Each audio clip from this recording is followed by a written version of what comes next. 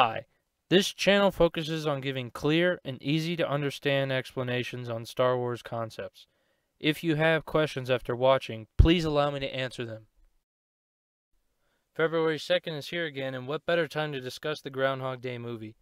Groundhog Day leaves some questions unanswered, like what caused Phil's shift from selfishness to magnanimity. Phil's journey to find meaning out of the overwhelming absurdity he finds himself in is reminiscent of Camus' existentialist philosophy.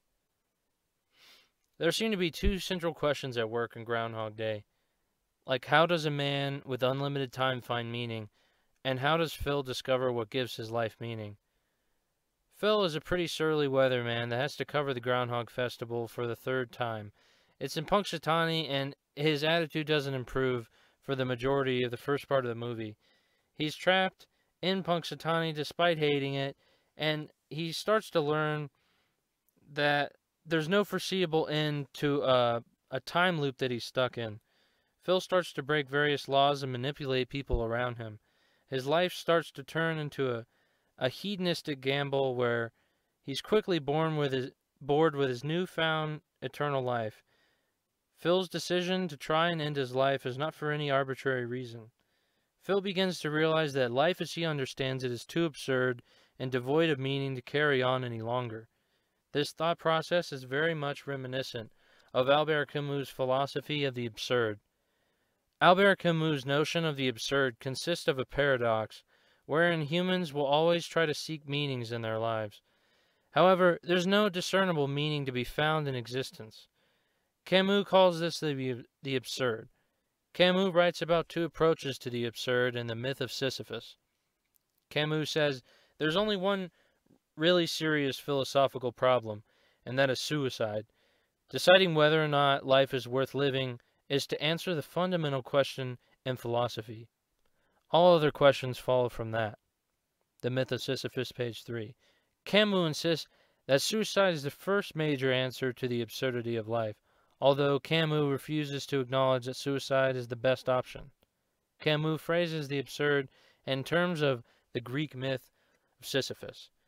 Sisyphus was a man cursed to push a massive boulder up a hill all day, only to have it roll back down again.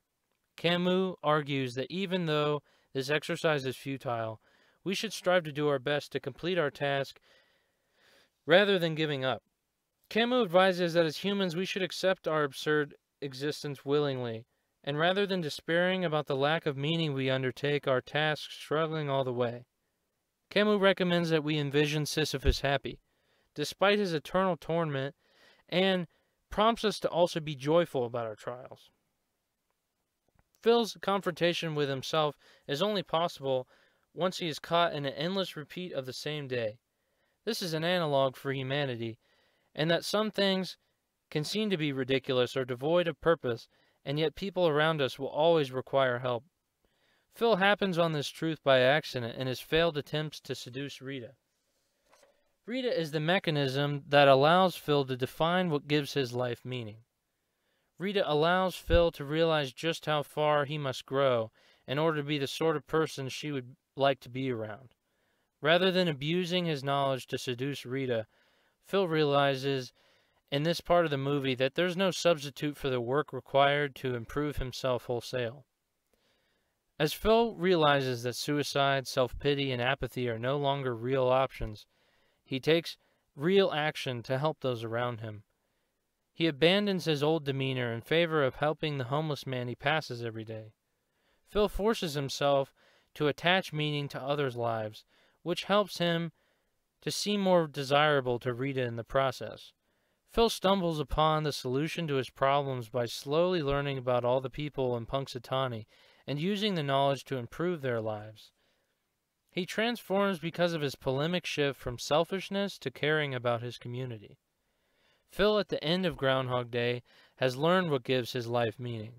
Phil's quest is somewhat related to another philosophy concept. That is no other than the Allegory of the Cave, envisioned by Plato in the 7th book of the Republic. In this Platonic myth, there are 3 men chained to a wall below, where people normally are. For their entire lives, these 3 men are only able to watch shadows cast from above, until one of these men is freed from his chains.